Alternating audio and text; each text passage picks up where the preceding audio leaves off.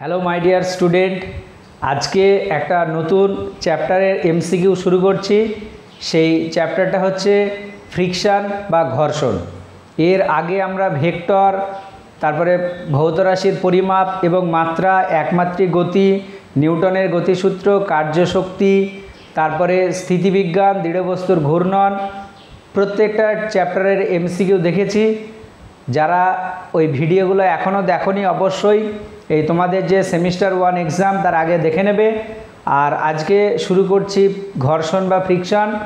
আর যারা আমার চ্যানেলে নতুন তাদেরকে বলবো অবশ্যই চ্যানেলটাকে সাবস্ক্রাইব করে দেবে এবং নোটিফিকেশানটাকে অন করে রাখবে, কারণ এখানে নিয়মিত তোমার ফিজিক্সের বিভিন্ন ধরনের থিওরি ক্লাস এবং এমসিকিউ, রায়ান মার্টিন এইগুলোর সলিউশন দেওয়া হয়। ঠিক আছে, তাহলে দেখো আজকে শুরু হচ্ছে ফ্রিকশন বা ঘর্ষণ, এই চ্যাপ্টারের এমসিকিউ নাম্বার 1। প্রথমে দেখো যে কোশ্চেনটা আছে একটা থিওরি বেস কোশ্চেন, এটা ম্যাথামেটিক্যাল কোনো প্রবলেম না, তাও প্রবলেমটা একবার দেখো ভালো করে। কি বলেছে, প্যাডেল করে সাইকেলের বেগ বাড়ালে দুটি চাকার ওপর ভূমি দ্বারা প্রযুক্ত স্থিত ঘর্ষণ বলের অভিমুখ। দেখো আমরা জানি সাইকেলের যে প্যাডেল, সেই প্যাডেল যখন আমরা করি সেই প্যাডেলের সঙ্গে কি থাকে, চেন থাকে। আর সেই চেনটা সাধারণত দেখবে পিছনের চাকার সঙ্গে কি লাগানো থাকে। ঠিক আছে, আর পিছনের চাকাটা যদি ঘোরে তাহলে তখন সামনের চাকাটা কি হয়, সামনের দিকে এগিয়ে যায়। ঠিক আছে, এবার যখনই আমরা ওই চেনটাকে ঘোরাবো বা প্যাডেল করব, ঠিক আছে, তাহলে প্যাডেল করলে তোমার দেখো পিছনের যে চাকা, সেই পিছনের চাকাটা তোমার ওই পিছনের দিকে ঘুরে ওর গতিটাকে কি হবে, তোমার গতিশীল করার চেষ্টা করবে। তাহলে দেখো সামনের যে চাকা, ঠিক আছে, সেই সামনের চাকায় ঘর্ষণ বল যেটা, সেটা কোন দিকে কাজ করবে, পিছনের দিকে। কেন? কারণ সামনের চাকাটা এইভাবে ধরো ঘুরছে, তাহলে সামনে যাওয়ার চেষ্টা করবে, তাহলে ঘর্ষণ বলটা কী হবে, পিছনের দিকে কাজ করবে। কিন্তু পিছনের চাকায় সামনের দিকে কাজ করবে কেন? কারণ যখনই আমরা প্যাডেল করছি তখন ওই প্যাডেলের সাহায্যে চেনটা কি ঘুরবে, ঘুরে চাকাটাকে পিছনে নিয়ে যাওয়ার চেষ্টা করবে, তবেই সাইকেলটা সামনে যাবে। আর চাকাটা যদি পিছনের দিকে যায় তাহলে ঘর্ষণ বল যেটা, সেটা কোন দিকে কাজ করবে, সামনের দিকে কাজ করবে। তাহলে অপশান এটা হবে তোমার কি সঠিক উত্তর, ভালো করে মনে রাখবে। তারপরে দেখো বাইরে থেকে ঠেলে কোনো সাইকেলের বেগ বাড়ালে দুটি চাকার উপর ভূমি দ্বারা প্রযুক্ত স্থিত ঘর্ষণ বলের অভিমুখ। দেখো এবার প্যাডেল করা হচ্ছে না, কি করা হচ্ছে, বাইরে থেকে বল প্রযুক্ত করা হচ্ছে। তাহলে বাইরে থেকে যদি বল প্রযুক্ত করা হয় তাহলে তখন দুটি চাকাতেই কী হবে, ঘর্ষণ বল সামনের দিকে কাজ করবে। তাহলে যখনই প্যাডেল না করে কোনো একটা সাইকেলের চাকাকে বা সাইকেলকে ঠেলে গতিশীল করা হবে, তাহলে তখন দুটো চাকাই কি সামনের দিকে যাওয়ার চেষ্টা করবে। আর সামনের দিকে যদি যাওয়ার চেষ্টা করে তাহলে দুটি চাকাতে ঘর্ষণ বল কোন দিকে কাজ করবে, পিছনের দিকে কাজ করবে। তারপরে যে কোশ্চেনটা আছে দেখো 3 নাম্বার, কি বলেছে, পিছনের চাকার ব্রেক ব্যবহার করে সাইকেলের বেগ কমালে দুটি চাকার উপর ভূমি দ্বারা প্রযুক্ত স্থিত ঘর্ষণ বলের অভিমুখ।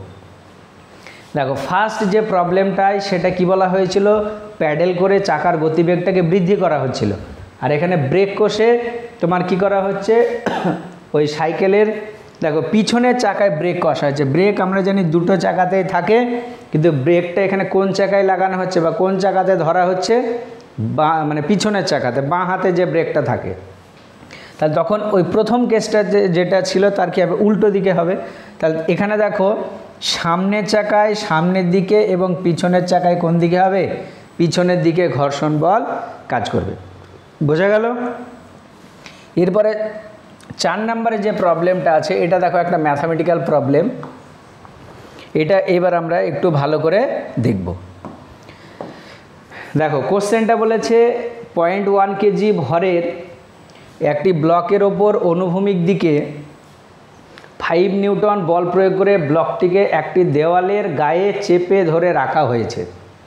ব্লক ও দেওয়ালের মধ্যে ঘর্ষণ গুণাঙ্ক 0.5 হলে ব্লকের উপর ক্রিয়াশীল ঘর্ষণ বলের মান হলো।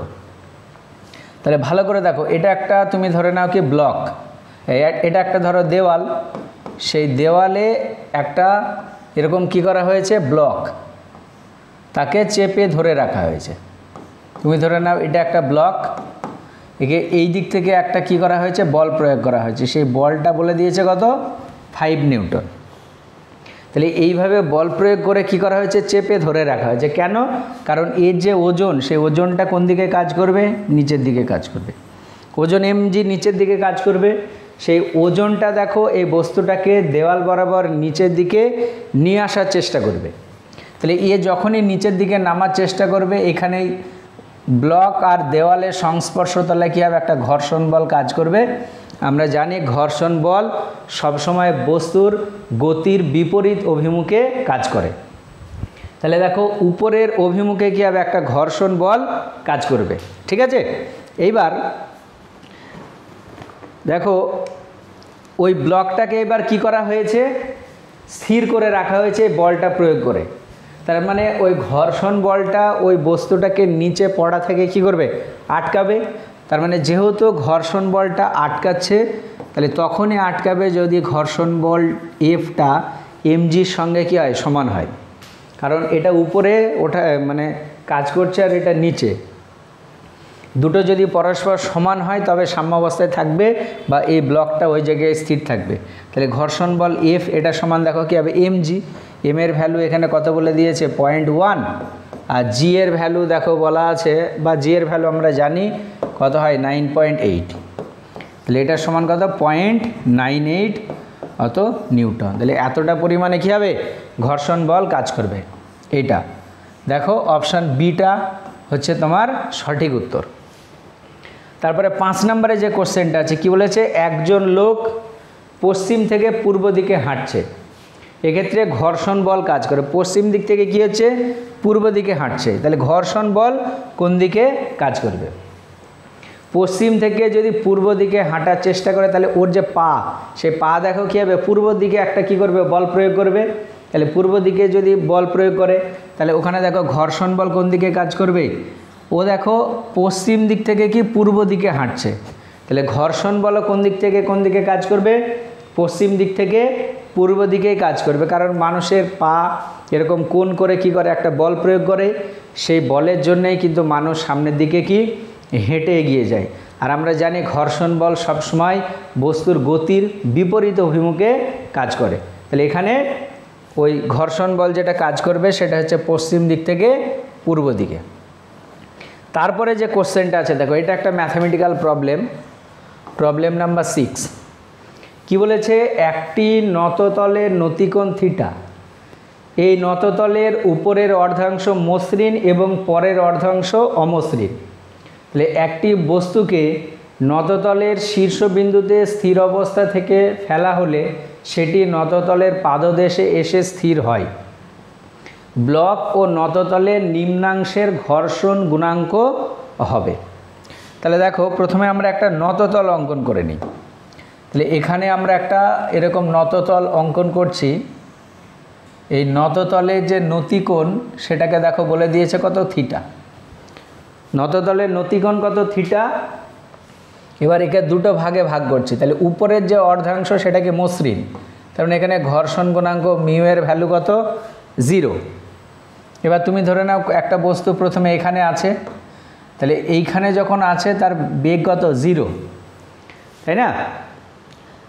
উপরের থেকে স্থির অবস্থা থেকে কি ফেলা হলো, তার মানে একেবারে উপরে যখন আছে বেগ 0, তো এইখানে যখন আসলো আমরা ধরে নিচ্ছি এখানে বেগটা কত, ভি। আর টোটাল দূরত্বটা যদি ধরো s 2s হয়, তাহলে অর্ধেক যে দূরত্ব সেই অর্ধেক দূরত্বটা কত হবে, s হবে। আমরা ধরে নিচ্ছি যে টোটালটা কত, 2s, তাহলে অর্ধেকটা কি s। আর যেহেতু ঘর্ষণ গুণাঙ্ক 0, তাহলে এ যে ত্বরণ নিয়ে নিচে নামবে সেই ত্বরণ এটা হবে কত, জি সাইন থিটা। দেখো আমরা একটা ফর্মুলা জানি যে কোনো একটা বস্তু নততল বরাবর যদি নিচের দিকে নেমে আসে তার ত্বরণ এ এটা সমান জি sine theta minus mu cos theta. এটা হচ্ছে ফর্মুলা। যদি কোনো একটা বস্তু নততল বরাবর উপর থেকে নিচে নেমে আসে তাহলে এটা ত্বরণের রাশিমালা। এবার দেখো যেহেতু এখানে মিউ এর ভ্যালু 0, তাহলে এর জায়গায় দেখো কথা হবে জি সাইন থিটা। তাহলে এই প্রথম যে কেস, তাহলে প্রথম কেসটার ক্ষেত্রে দেখো আমরা একটা সূত্র জানি, সেটা হচ্ছে ভি স্কোয়ার, এটা সমান ইউ স্কোয়ার প্লাস 2as।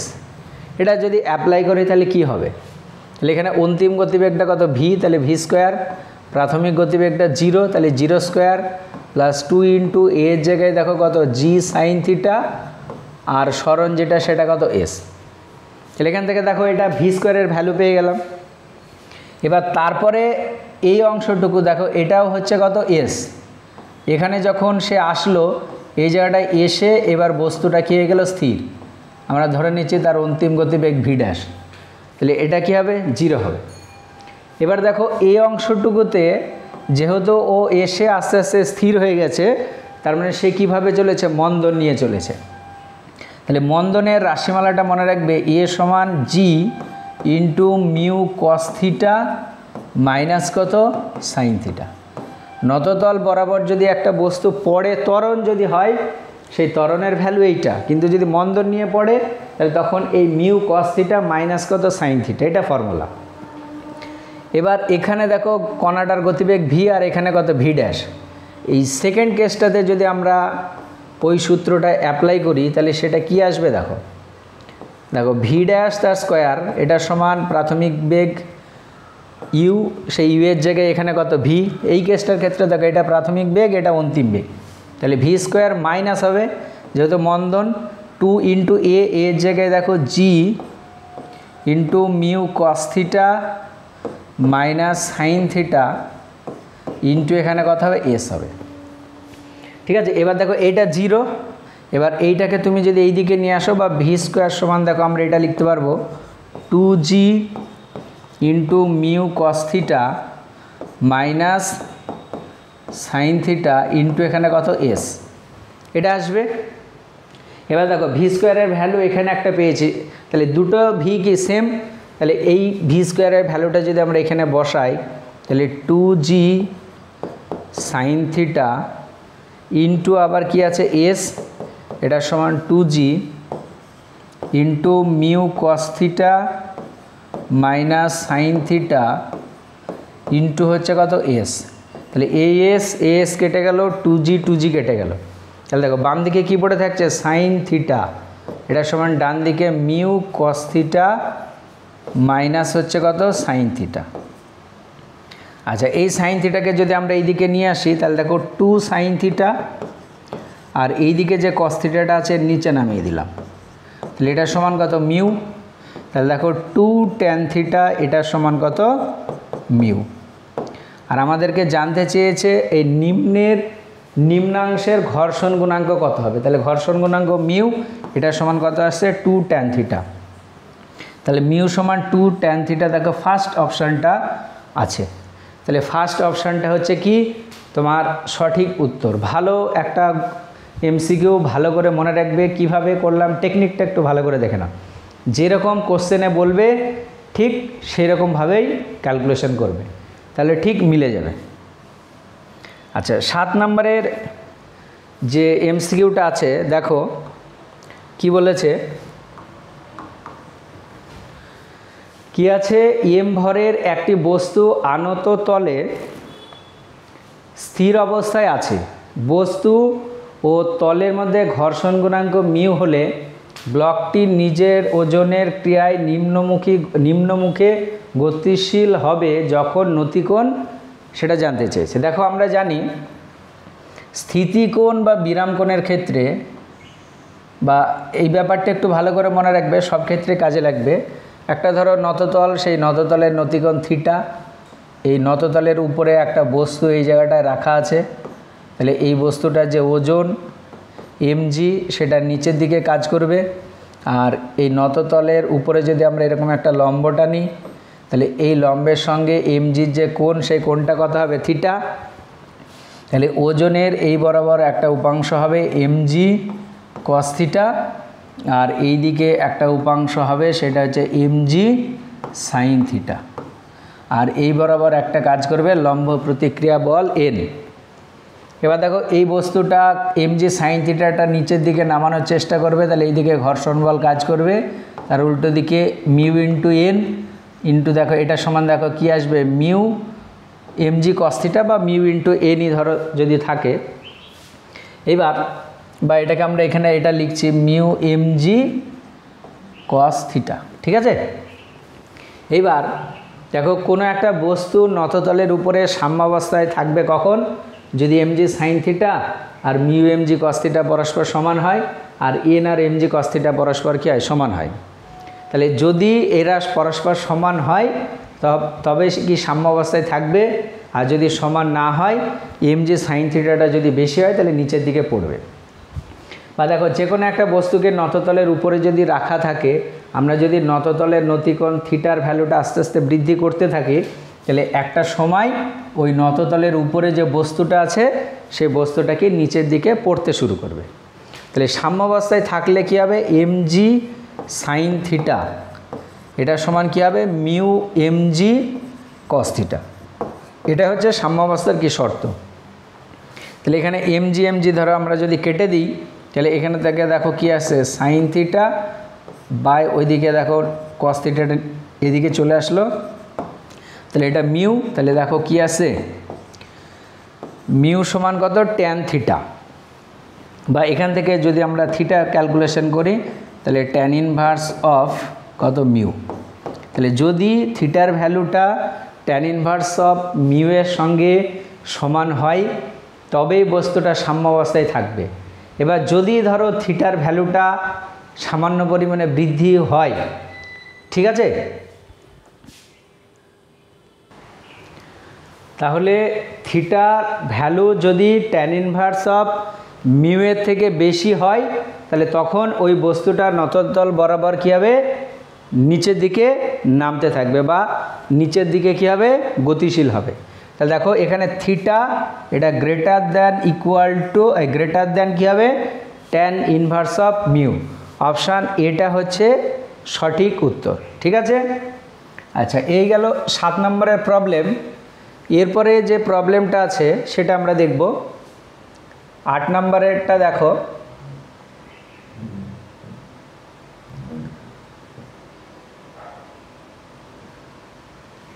প্রবলেমটায় যেটা বলা আছে, দুটি একই রকমের বস্তু এ ও বি একই প্রকৃতির ও উচ্চতার দুটি নততল বরাবর নিচের দিকে গড়িয়ে পড়ে।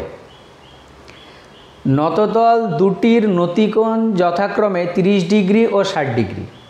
সেক্ষেত্রে কি বলেছে, এ নততলের পাদদেশে আগে পৌঁছাবে, বি নততলের পাদদেশে আগে পৌঁছাবে বা আগে পৌঁছায়, এ ও বি নততলের পাদদেশে একই সঙ্গে পৌঁছায়, কোনটি আগে পৌঁছাবে সে সম্পর্কে মন্তব্য সম্ভব নয়। দেখো একই দৈর্ঘ্য, দেখো নততল দুটো কি একই প্রকৃতির এবং কি একই উচ্চতার, মানে একই পরিমাণে দৈর্ঘ্য কী করবে, অতিক্রম করবে। তাহলে আমরা জানি নততল বরাবর কোনো একটা বস্তু যদি নিচের দিকে নামে তার ত্বরণ এ সমান ফর্মুলা কি, জি সাইন থিটা মাইনাস কত, মিউ কস থিটা। এবার দেখো দুটি নততল যদি একই রকমের হয় তাহলে মিউ এর ভ্যালু কি ফিক্সড, আর একই দূরত্ব যদি নামে তাহলে এস এর ভ্যালু কি ফিক্সড। তাহলে যার ত্বরণ বেশি হবে সে কী হবে, বেশি স্পিডে বা বেশি তাড়াতাড়ি নিচের দিকে নামবে। এবার দেখো একটার কোণ বলে দিয়েছে কত, 30 ডিগ্রি আর একটা 60 ডিগ্রি। তাহলে যার দেখো থিটার মান বেশি তার ক্ষেত্রে ত্বরণের মান বেশি হবে। আমরা জানি কস থিটার মান যত বেশি হয় কসের মান আস্তে আস্তে কী হয়, কমে, তাই না। দেখো আমরা জানি কস 0-র ভ্যালু কত হয়, 1 হয়, আর কস 90 ডিগ্রির ভ্যালু 0 হয়। তার মানে থিটার ভ্যালু যত ইনক্রিজ করবে কসের ভ্যালু তত ডিক্রিজ করবে, আর থিটার ভ্যালু যত ইনক্রিজ করবে সাইনের ভ্যালু তত কী হবে, ইনক্রিজ করবে। তাহলে দেখো প্রথমটার অ্যাঙ্গেলটা বলেছে 30 ডিগ্রি, পরেরটা 60 ডিগ্রি। তার মানে নিশ্চয়ই অ্যাঙ্গেলটা এই 60 ডিগ্রিটা 30 ডিগ্রির থেকে কি বেশি। তাহলে প্রথমটার যে ত্বরণ সেটা যদি আমরা এ ধরি তাহলে এইটা না, উল্টো হলে প্রথমটার ত্বরণ, তাহলে এটা লেস দেন কী হবে, এ বি। তাহলে বি বস্তুটার ত্বরণটা এ বস্তুর তুলনায় কি বেশি, তার মানে নিশ্চয় বি নততলের পাদদেশে কী হবে, আগে পৌঁছাবে, যেহেতু ত্বরণের মানটা কী হবে, বেশি হবে, ঠিক আছে। তারপরে 8 নম্বরের যে কোশ্চেনটা আছে দেখো, এই 9 নম্বর 8 নম্বরেরটা হলো 9 নম্বরের কোশ্চেনটা কিন্তু খুবই গুরুত্বপূর্ণ একটা কোশ্চেন। কি আছে, এল দৈর্ঘ্যের একটি সুষম শিকল একটি অমসৃণ টেবিলের উপর আছে এবং তার দৈর্ঘ্যের 1/n অংশ টেবিলের কিনারা থেকে ঝুলছে। যদি শিকলটি টেবিল থেকে পড়ে যাওয়ার উপক্রম করে তবে শিকল ও টেবিলের মধ্যে ঘর্ষণ গুণাঙ্ক কত হবে? দেখো, এটা একটা ফর্মুলা আছে, সেই ফর্মুলাটা আশা করছি তোমাদের মনে আছে যে এরকম একটা শিকলের একটা নির্দিষ্ট দৈর্ঘ্য এই টেবিলের নিচে কি ঝুলে থাকতে পারে। এই ম্যাক্সিমাম যে দৈর্ঘ্যটা ঝুলে থাকতে পারে সেটা যদি স্মল এল হয়, আর টোটাল শিকলটার যে দৈর্ঘ্য সেই শিকলটার দৈর্ঘ্য যদি ক্যাপিটাল এল হয়, তাহলে এই স্মল এল এটার সমান formula mu into capital L by 1 + কত মিউ, যেখানে মিউটা হচ্ছে ওই শিকল আর তলের মধ্যে কি ঘর্ষণ গুণাঙ্ক। তাহলে দেখো, এই যে ফর্মুলা, এই ফর্মুলাটা যদি আমরা এখানে ইউজ করি তাহলে এখানে টোটাল দৈর্ঘ্যটা কত বলে দিয়েছে, স্মল এল, আর কতটা অংশ ঝুলে আছে ওই টোটাল দৈর্ঘ্যের 1/n অংশ। তাহলে যে অংশটা ঝুলে আছে সেখানে এটা দেখো স্মল এল, কিন্তু এই কোশ্চেনে টোটাল দৈর্ঘ্যটা এল বলেছে। তাহলে এই ফর্মুলা যদি আমরা বসাই তাহলে যে অংশটা ঝুলে আছে সেই অংশটা টোটাল দৈর্ঘ্যের কত 1/n অংশ। তাহলে 1/n ইন্টু কি টোটাল দৈর্ঘ্য স্মল এল, এটা সমান কি মিউ ইন্টু তার টোটাল দৈর্ঘ্য এল বাই কত 1 + মিউ, এটা ফর্মুলা। এখান থেকে আমরা কার ভ্যালু ক্যালকুলেশন করব, মিউ এর ভ্যালু। এল কেটে যাচ্ছে, কোনাকুনি যদি আমরা গুণ করি তাহলে দেখো মিউ এন এটা সমান কত 1 + মিউ। এটাকে যদি এই দিকে নিয়ে এসে মিউটা কমন নিয়ে নিই তাহলে n-1 এটার সমান কত 1। তাহলে মিউ সমান কত আসছে 1/n-1। তাহলে এটাই হচ্ছে অ্যান্সার, মিউ সমান 1/n-1। তাহলে দেখো 1/n-1, অপশান বি হচ্ছে তোমার সঠিক উত্তর। এই যে ফর্মুলা, এই ফর্মুলাটা ভালো করে কি করবে, মনে রাখবে। জাস্ট এই ফর্মুলায় বসিয়ে দিলে কিন্তু প্রবলেম হয়ে যাবে। তারপরে 10 নম্বরের যে কোশ্চেনটা আছে দেখো, কি বলেছে, ঘর্ষণ গুণাঙ্ক 1/√3 হলে আর ব্যাসার্ধের একটি অমসৃণ ফাঁপা গোলকের ভিতর একটি বস্তুকণা যে উচ্চতায় উঠে স্থির থাকতে পারে তা হলো। আচ্ছা, ভালো করে দেখো, তাহলে একটা আমরা প্রথমে কি করব, ফাঁপা গোলক নিয়ে নেব। তাহলে দেখো, এটা একটা ফাঁপা গোলক। সেই ফাঁপা গোলকের একটা নির্দিষ্ট কি থাকবে, কেন্দ্র থাকবে। এটাকে আমরা ধরে নিচ্ছি কেন্দ্র, আর এটা হচ্ছে তার ব্যাসার্ধ, এটা হচ্ছে স্মল আর। এটা কোশ্চেনে দেখো বলে দিয়েছে, এই বিন্দুটাকে আমরা নাম দিয়ে দিচ্ছি ও, আর এটা হচ্ছে এ। এবার ধরো একটা বস্তু উঠে এত দূর পর্যন্ত ম্যাক্সিমাম কি উঠতে পারে, ঠিক আছে। তাহলে এইটা যদি ধরো ব্যাসার্ধ আর হয়, এটাও দেখো ব্যাসার্ধ আর, আর এখানে যে অ্যাঙ্গেলটা তৈরি করলো সেই অ্যাঙ্গেলটাকে আমরা ধরে নিচ্ছি কত, থিটা। তাহলে দেখো, যখন এই বস্তুটা এখানে আছে তার যে ওজন mg সেটা কি নিচের দিকে কাজ করবে, আর এই রেখাটাকে যদি আমরা সোজা করে এইদিকে বড় করে দিই, দেখো এইটা আর এইটা কি সমান্তরাল। তার মানে এই অ্যাঙ্গেলটা যদি থিটা হয়, এই অ্যাঙ্গেলটা কী হবে, থিটা হবে।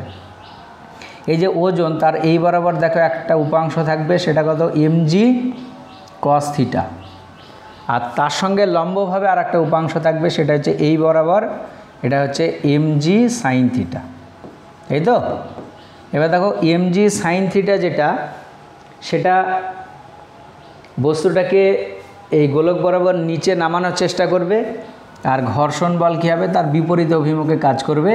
সেই ঘর্ষণ বল যদি এফ হয় তাহলে এফ সমান দেখো মিউ ইন্টু mg ইন্টু কত হবে, cos থিটা হবে। কারণ তলের উপরে যে বলটা দিচ্ছে mg cos থিটা, তল তাকে এইদিকে প্রতিক্রিয়া বল যেটা দেবে সেটা mg cos থিটা। আর আমরা জানি ঘর্ষণ বল এফ সমান কি হয়, মিউ ইন্টু এন। এনের জায়গায় এখানে কত, mg cos থিটা। তাহলে এইটা, তাহলে এই বস্তুটা সাম্য অবস্থায় থাকবে তখনই যদি তোমার এই mg sin থিটা এটা সমান হয় কত, মিউ mg ইন্টু কত, cos থিটা, ঠিক আছে। এইবার এখান থেকে দেখো mg যদি আমরা কেটে দিই তাহলে এখান থেকে দেখো কি আসছে, sin theta by cos theta. এটা সমান কত আসছে mu, sine theta by cos theta মানে কত ট্যান থিটা, আর মিউ এর ভ্যালু দেখো কোশ্চেনে বলে দিয়েছে কত 1/√3। তাহলে এখান থেকে দেখো থিটার ভ্যালু কত আসবে 30 ডিগ্রি, থিটার ভ্যালু কত 30 ডিগ্রি। আচ্ছা এখানে জানতে চেয়েছে বস্তুকণা যে উচ্চতায় উঠতে পারবে, তার মানে এখানে ছিল এখানে গেল, উচ্চতা কোনটা এইটা। আচ্ছা এই বিন্দুটার আমরা নাম দিয়ে দিচ্ছি বি, আর এই বিন্দুটার নাম দিয়ে দিচ্ছি কি সি। তাহলে এখানে যে উচ্চতাটা উঠলো সেই উচ্চতাটা কোনটা এসি, তাহলে এসিটাই আমাদেরকে কি ক্যালকুলেশন করতে হবে। তাহলে দেখো এসি সমান এইটুকু, তাহলে এইটাকে আমরা এইভাবে লিখছি এও মাইনাস সিও। দেখো টোটালটা থেকে এইটুকু বাদ দিয়ে দিলাম, তার মানে এইটুকু থাকলো। এবার এও মানে সেটা দেখো ব্যাসার্ধ কত আর মাইনাস সিও, সিও মানে এইটুকু কিভাবে আমরা ক্যালকুলেশন করবো, দেখো এটা একটা কি সমকোণী ত্রিভুজ, অ্যাঙ্গেলটা থিটা, তার মানে এটা হচ্ছে কি লম্ব, এটা হচ্ছে ভূমি, আর এটা অতিভুজ। তাহলে ওখান থেকে যদি আমরা কস থিটা ক্যালকুলেশন করি, ত্রিভুজ ও সিবি, এখান থেকে আমরা যদি কস থিটা ক্যালকুলেশন করি, কস মানে আমরা কি জানি ভূমি বাই অতিভুজ, এখানে ভূমি যেটা সেটা দেখো ওসি, আর অতিভুজ যেটা সেটা দেখো ওবি। তাহলে অ্যাকচুয়ালি দেখো ওসি এটা সমান কি আসছে আর ইন্টু কস থিটা, কারণ দেখো এই ওবি যেটা ওবিটাও কিন্তু ব্যাসার্ধ ও এর মতোই। তাহলে ওসি সমান কত আর কস থিটা, এই ভ্যালুটা আমরা এখানে বসিয়ে দিচ্ছি। তাহলে আর কস থিটা, তাহলে এখান থেকে আরটা যদি কমন নিই 1 - কস থিটা, তার মানে কস কত ডিগ্রি 30 ডিগ্রি, যেহেতু থিটার ভ্যালু অলরেডি আমরা পেয়ে গেছি। তাহলে আর ইন্টু 1 - √3 বাই কত 2, এটা ক্যালকুলেটারে যদি বসাও তাহলে কত আসবে 0.134 ইন্টু আর, ঠিক আছে 0.134 ইন্টু আর। তাহলে এটাই হচ্ছে উচ্চতা, অর্থাৎ অপশান ডি যেটা এটা হচ্ছে তোমার কি সঠিক উত্তর। বোঝা গেল? এই কোশ্চেনটা কিন্তু খুবই ইম্পর্ট্যান্ট একটা কোশ্চেন, ভালো করে মাথায় রাখবে, অ্যান্সারটা দরকার হলে মুখস্থ করে রাখবে, কারণ কোশ্চেন যদি আসে তাহলে সরাসরি ওটাতে টিক চিহ্ন দিয়ে দিলেই হয়ে যাবে। এরপরে 11 নম্বরের কোশ্চেনটা আমরা পড়ব। দেখো একটা ছবি দেওয়া আছে আর বলে দিয়েছে কি দুটি ব্লক যাদের ভর যথাক্রমে m1 সমান 5 কেজি ও m2 সমান 6 কেজি একটি হালকা সুতোর সাহায্যে একটি হালকা ঘর্ষণবিহীন কপিকলে ঝুলিয়ে দেওয়া হলো। m1 ভর একটি নততলে স্থির অবস্থায় আছে এবং m2 ভর উলম্বভাবে কি ঝুলছে। নততলের নতিকোণ থিটা সমান 30 ডিগ্রি হলে 5 কেজি ভরের ব্লকের ওপর ঘর্ষণ বলের মান ও দিক হলো। দেখো এই টোটাল সংস্থাটা কিভাবে আছে, সাম্য অবস্থায় আছে। তাহলে সাম্য অবস্থায় যদি থাকে তাহলে একটা জিনিস আমরা ভালো করে দেখব। দেখো এটাকে যদি আমরা দেখি, এর যে ওজন, এই ওজন mg এটা কি নিচের দিকে কাজ করছে, মানে m2 ইন্টু জি। দেখো এর m2 যেহেতু ভর, এটা কোন দিকে কাজ করবে, নিচের দিকে। আর এর যেহেতু ওজন দেখো একটা থাকবে, সেটা হচ্ছে কত m1 ইন্টু জি। এই অ্যাঙ্গেলটা 30 হলে এই অ্যাঙ্গেলটা দেখো কত হবে 30। তাহলে ওজনের এই দিকের উপাংশটা কত হবে m1 জি ইন্টু কত cos 30 ডিগ্রি। আর এর এই দিকে যে উপাংশটা থাকবে, এই দিকে যে উপাংশটা থাকবে সেটা দেখা হবে m1 জি ইন্টু কত সাইন থিটা। ঠিক আছে, এবার যদি ধরো এ নিচের দিকে নামার উপক্রম করে তাহলে এ উপরের দিকে উঠবে, আর এ যদি উপরের দিকে ওঠে তাহলে ঘর্ষণ বল কোন দিকে কাজ করবে, নিচের দিকে। আর যদি এ নিচের দিকে নামার চেষ্টা করে তাহলে এ উপরের দিকে উঠবে, তাহলে তখন ঘর্ষণ বল দেখো এই দিকে কাজ করবে। আমরা জানি না যে ঘর্ষণ বল কোন দিকে কাজ করবে, আমরা যে কোনো একদিকে ধরে নেব। যদি পজিটিভ আসে তাহলে বুঝতে হবে আমরা যেদিকে ধরেছি ঘর্ষণ বল সেই দিকেই হবে, আর যদি নেগেটিভ আসে তার মানে বুঝতে হবে যে আমরা যেদিকে ঘর্ষণ বলটা ধরেছি তার উল্টো দিকে হবে। তাহলে আমরা ধরে নিচ্ছি যে এ নিচে নামার চেষ্টা করছে, তাহলে এ কী হবে উপরে উঠবে, আর এ উপরে উঠলে দেখো ঘর্ষণ বলটা কোন দিকে কাজ করবে, এফটা নিচের দিকে কাজ করবে। এইবার যেহেতু সাম্যাবস্থায় আছে তাহলে তখন দেখো এর এই দিকে যে বলটা কাজ করছে m2g আর এই দিকে m1g sin থিটা আর f ওই দুটো সমষ্টি আর এ পরস্পর কী হবে সমান হবে। তাহলে দেখো সাম্যাবস্থায় এটাকে আমরা এইভাবে লিখতে পারবো m2g এটা সমান m1g sin থিটা প্লাস কত f। ঠিক আছে, আমরা ধরে নিচ্ছি যে এ নামার উপক্রম হচ্ছে, যদি নামার উপক্রম হয় তাহলে এ উপরে ওঠার উপক্রম করবে, তাহলে তখন ঘর্ষণ বল কী হবে নিচের দিকে কাজ করবে। এবার এখান থেকে এফ এর ভ্যালু আমরা ক্যালকুলেশন করব। তাহলে দেখো এফ এটা সমান কি আসবে m2g minus m1g sin theta. আচ্ছা, m2-র ভ্যালু দেখো কোশ্চেনে বলে দিয়েছে 6 আর জি এর ভ্যালু যদি 10 বসাই তাহলে একেবারে করে দিলে দেখো 60 আর m1 এর ভ্যালু কত 5, তাহলে দেখো এটা হলো 50 আর এখানে দেখো থিটার ভ্যালু 30 sin 30 ডিগ্রির ভ্যালু হয় 1/2, তাহলে এটা 25, তার মানে কত আসছে 60 মাইনাস 25, তাহলে ঘর্ষণ বলের মান যেটা আসছে সেটা কত 35 নিউটন। তাহলে দেখো ঘর্ষণ বলের মান আমরা যেটা ধরেছি সেটা কি এসছে পজিটিভ এসছে, তাহলে পজিটিভ এসছে মানে নিশ্চয়ই ঘর্ষণ বলটা কী হবে ওই দিকে কাজ করবে। তাহলে দেখো উত্তর কী আছে 35 নিউটন নততলের উপর দিকে 35 নিউটন নততলের নিচের দিকে, তাহলে এইটাই হচ্ছে কি সঠিক উত্তর। ঘর্ষণ বল আমরা যেটা ধরেছি দেখো নততলের কি নিচের দিকে এবং ঘর্ষণ বলের মানটা কত আসছে 35 নিউটন। যদি ধরো আমরা উপরের দিকে ধরতাম তাহলে হতো, কিন্তু ফাইনাল অ্যান্সার যেটা আসতো সেটাকে মাইনাস, আর মাইনাস সাইনটা দেখে বুঝে নিতে হবে যে আমরা যেদিকে ধরেছি অ্যাকচুয়ালি ঘর্ষণ বলটা কী হবে তার অপোজিট ডিরেকশানে কাজ করবে। তাহলে এটা সঠিক উত্তর হচ্ছে অপশান বি। ঠিক আছে, আচ্ছা তারপরে 12 নম্বরের যে কোশ্চেনটা আছে দেখো 12 কি বলেছে, একটি বস্তু থিটা নতিকোণ বিশিষ্ট একটি নততল বরাবর নেমে আসে, নামার সময় ঘর্ষণ গুণাঙ্ক মিউ দূরত্বের সঙ্গে সমানুপাতিক এবং বলেছে বস্তুটি নততল বরাবর নেমে আসবে। দেখো মিউ এর ভ্যালু বলেছে, আমরা জানি যে কোনো একটা বস্তু যদি নততল বরাবর নিচের দিকে নেমে আসে তার ত্বরণের রাশিমালা জি sine theta minus mu cos theta. ঠিক আছে, এবার এখানে দেখো মিউ এর ভ্যালু কোশ্চেনে বলেছে, তার মানে সাইন থিটা মাইনাস কে ইন্টু এক্স ইন্টু কত কস থিটা। তার মানে ও যখন উপর থেকে নেমে আসছে যত নিচের দিকে নামবে এক্সের ভ্যালু তত বৃদ্ধি পাবে, আর এক্সের ভ্যালু যত বৃদ্ধি পাবে তাহলে দেখো ওর ত্বরণের ভ্যালু তত কী হবে হ্রাস পাবে। তার মানে ওর যে ত্বরণ সেই ত্বরণটা সময়ের সাপেক্ষে কী হবে পরিবর্তনশীল হবে, উপর থেকে যত নিচের দিকে নামবে এক্সের ভ্যালু তত ইনক্রিজ করবে বা বৃদ্ধি পাবে, তাহলে দেখো ত্বরণের ভ্যালু তত কী হবে কমবে।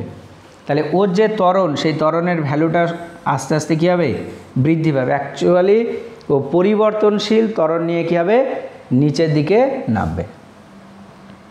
আচ্ছা তারপরে যে কোশ্চেনটা আছে দেখো 13 নম্বরের কোশ্চেন কি বলেছে, 5 কেজি ভরের একটি ব্লক একটি অমসৃণ অনুভূমিক তলে আছে, তল ও ব্লকের মধ্যে স্থিত ঘর্ষণ গুণাঙ্ক ও চলঘর্ষণ গুণাঙ্ক যথাক্রমে 0.7 ও 0.5। একটি অনুভূমিক বল ব্লকটিতে প্রয়োগ করা হলো যাতে এটি ঠিক গতিশীল হয়। ব্লকটি চলতে শুরু করার পরেও বলটি ক্রিয়া করতে থাকলে ব্লকের ত্বরণ কত হবে। আচ্ছা এখানে দেখো দুটো কেস, প্রথমে একটা ব্লক নততলের উপরে কি স্থির অবস্থায় আছে বা জাস্ট চলতে শুরু করলো বল প্রয়োগ করার পরেও, ঠিক আছে, এবং দেখো এইদিকে আমরা ধরে নিচ্ছি বল যেটা প্রয়োগ করা হলো সেই বলটা হচ্ছে কত এফ, তাহলে এর বিপরীত দিকে ঘর্ষণ বল কাজ করবে কি এফ, আর এখানে ঘর্ষণ বল এফ এটা সমান আমরা কি জানি মিউ এমজি হয়। আর আমরা জানি কোনো একটা বস্তুর যে ঘর্ষণ বলের সর্বাধিক মান সেটাকে বলা হয় কি স্থিত ঘর্ষণ বল। তাহলে এফ এর মানটা যদি স্থিত ঘর্ষণ বলের সমান হয় তাহলে জাস্ট ও কীভাবে চলতে শুরু করবে। তাহলে যদি ওটাকে আমরা সমান করে দিই এফ সমান দেখো মিউ এমজি, মিউটা কি স্থিত ঘর্ষণ গুণাঙ্ক, সেটার মান দেখো এখানে বলে দিয়েছে কত 0.7, আর বস্তুর ভর হচ্ছে কত 5, আর জি এর ভ্যালু কত 10। তাহলে এটাকে দেখো 7 আর এটা হচ্ছে 5, তার মানে এটা কত আসছে 35 নিউটন। তার মানে 35 নিউটন বল প্রয়োগ করলে ওই বস্তুটা কী হবে, জাস্ট গতিশীল হবে। এবার তারপরে যদি ধরো ওই 35 নিউটন বল গতিশীল অবস্থায় প্রয়োগ করা হয়, তাহলে ও তখন কী হবে, চলতে শুরু করবে। আর আমরা জানি কোনো একটা বস্তু যদি চলতে শুরু করে তাহলে তার ঘর্ষণ বলের মানটা কী হয়ে যায়, কমে যায়, ঘর্ষণ গুণাঙ্ক। এবার দেখো এই দিকে যে বলটা আমরা প্রয়োগ করেছি সেটা কত 35 নিউটন, আর এইদিকে যে ঘর্ষণ বলটা কাজ করছে এফ ড্যাশ, এটা কত মিউ ড্যাশ এম ইন্টু জি। এবার যেহেতু এই দিকে চলছে তার মানে এটা বেশি আর ঘর্ষণ বলটা কি কম, তাহলে লব্ধি হবে দেখো 35 minus mu dash m g. আর আমরা জানি যে কোনো একটা বস্তুর উপরে লব্ধি বল সেটা সমান হয় বস্তুর ভর ইন্টু ত্বরণ। তাহলে এই ফর্মুলাটা আমরা যদি ইউজ করি তাহলে এখান থেকে দেখো এ সমান কত আসছে 35 মাইনাস মিউ ড্যাশ, মিউ ড্যাশের ভ্যালু দেখো কোশ্চেনে বলে দিয়েছে কত 0.5, এম এর ভ্যালু হচ্ছে 5 আর জি এর ভ্যালু কত 10 বাই কত এম এর ভ্যালু কত 5। তাহলে কত আসছে 35 মাইনাস এটা দেখো কত আসবে 25 আর নিচে হচ্ছে কত 5, তার মানে দেখো কত আসছে 10/2, 10/5, এটা সমান কত 2 অত মিটার পার সেকেন্ড স্কোয়ার। তার মানে ওই পরিমাণ বল যদি বস্তুটার উপরে প্রয়োগ করতে থাকা হয় তাহলে তখন বস্তুটা 2 মিটার পার সেকেন্ড স্কোয়ার ত্বরণ নিয়ে কী হবে, সামনের দিকে এগোবে। আচ্ছা, তারপরে যে কোশ্চেনটা আছে দেখো কী আছে, একটু আগে আমরা কোশ্চেনটা পড়ি। বলেছে সম্পূর্ণ মসৃণ একটি 45 ডিগ্রি নতিকোণ বিশিষ্ট নততল বরাবর নামতে একটি বস্তু যে সময় লাগে 45 ডিগ্রি নতিকোণ বিশিষ্ট একটি অমসৃণ নততল বরাবর নামতে তার n গুণ বেশি সময় লাগে বস্তু ও অমসৃণ নততলের মধ্যে ঘর্ষণ গুণাঙ্ক হলো। এটা ক্যালকুলেশন করতে বলেছে। তাহলে দেখো 45 ডিগ্রি নতিকোণ বিশিষ্ট একটা মসৃণ, তাহলে দেখো ভালো করে, এটা তুমি ধরে নাও 45 ডিগ্রি আর এটার ক্ষেত্রে মিউ সমান কত 0। তাহলে এখানে বস্তুটা যখন ছিল প্রাথমিক বেগ কত u0, এখানে নামলো, তাহলে নামতে কী হবে, একটা সময় লাগবে। আর নততলের এই দৈর্ঘ্যটাকে যদি ধরো আমরা এস ধরে নিই আর এর নামতে তুমি ধরে নাও কত সময় লাগলো টি। আর আরেকটা নততল সেম কিন্তু এর ঘর্ষণ গুণাঙ্ক আছে, এটা কত 45 ডিগ্রি আর এই নততলটা হচ্ছে এস, এখানে প্রাথমিক বেগ ইউ কত 0 আর এখানে মিউ, এটা নট ইকাল টু 0 মানে মিউ এর ধরো ঘর্ষণ গুণাঙ্কটা। আর এখানে নামলো এবং বলেছে এর যে সময়টা লাগবে প্রথমটা যেটা লাগছে তার কত n গুণ মানে t ইন্টু n। তাহলে এর ক্ষেত্রে দেখো এস সমান আমরা জানি একটা সমীকরণ ইউটি প্লাস কত হাফ এটি স্কোয়ার, এটা যদি ইউজ করি তাহলে এটা এস প্রাথমিক বেগ 0, তাহলে এটা দেখো হাফ ইন্টু, আর এই যেহেতু ঘর্ষণ বল নেই তার মানে কত ত্বরণ নিয়ে নামবে, জি সাইন থিটা ত্বরণ নিয়ে। তাহলে ত্বরণের জায়গায় লিখছি কত জি সাইন থিটা ইন্টু এখানে কত টি স্কোয়ার। আর এটার ক্ষেত্রে দেখো কি আসবে এস, এটা সমান এখানেও প্রাথমিক বেগ 0, তাহলে এটা দেখো হাফ ইন্টু জি এর জায়গায় এর কী হবে g into sine theta minus mu cos theta into এখানে দেখো কী হবে এন গুণ বেশি, তার মানে n square into t square. ঠিক আছে, এই দুটোকে এইবার আমরা কি করব, সমান করে দেব। এস যেহেতু দুটো সেম আছে তাহলে এখান থেকে দেখো half g sine theta into t square, এটা সমান 1/2 g into sine theta minus mu cos theta into n square into কত টি স্কোয়ার। আচ্ছা, এখানে দেখো হাফ জি কেটে গেল, টি স্কোয়ার কেটে গেল, তাহলে এদিকে পড়ে থাকছে কি সাইন থিটা, তাহলে সাইন থিটা আর ওইদিকে যেটা পড়ে থাকছে সেটা দেখো এখানে এন স্কোয়ার একটা আছে, একবারে গুণ করে দিই, N square into sine square theta, sorry sign theta, minus N square into কত মিউ কস থিটা, এটা হবে। এটাকে যদি এই দিকে, এটাকে বাম দিকে নিয়ে আসে, এটাকে ডান দিকে নিয়ে চলে যায়, তাহলে এন স্কোয়ার ইন্টু কত মিউ কস থিটা, এটা সমান দেখো এটাকে ওই দিকে নিয়ে যাচ্ছি, দিয়ে সাইন থিটাটা যদি আমরা কমন নিয়ে নিই, তাহলে এখান থেকে দেখো পড়ে থাকছে এন স্কোয়ার, আর ওটা থেকে কত 1। তাহলে এখান থেকে দেখো আমাদেরকে কি ক্যালকুলেশন করতে বলেছে, ঘর্ষণ গুণাঙ্ক মিউ। তাহলে মিউ সমান দেখো সাইন থিটা, কস থিটাটাকে নিচে নামিয়ে দিলে একবারে হয়ে গেল ট্যান থিটা, আর এটা এন স্কোয়ার মাইনাস 1 বাই কত এন স্কোয়ার। এবার দেখো থিটার ভ্যালু কত 45 ডিগ্রি, ট্যান 45-এর ভ্যালু কত 1 হয়, আর এটাকে যদি এন স্কোয়ার দিয়ে ভাগ করি 1 মাইনাস 1 বাই কত এন স্কোয়ার। তাহলে দেখো আলটিমেট মিউ সমান কত আসছে 1 মাইনাস 1 বাই কত এন স্কোয়ার, এটা হচ্ছে উত্তর। তার মানে মিউ সমান 1 minus 1 by N square, option beta হচ্ছে তোমার সঠিক উত্তর। ঠিক আছে, খুবই গুরুত্বপূর্ণ সব এমসিকিউ, ভালো করে মনে রাখবে। আচ্ছা, তারপরে 15 নম্বরের যে কোশ্চেন, এই কোশ্চেনটার অ্যান্সার তোমাদের ছায়ার বইয়ে করে দেওয়া আছে, ওই জন্যে আমি এখানে জাস্ট ওই প্রবলেমটা তোমাদেরকে এখানে দেখিয়ে দিচ্ছি যে কোন জায়গাটায় আছে, সেটাকে তোমরা একটু দেখে নেবে। দেখো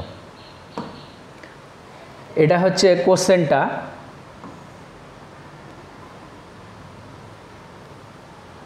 দেখো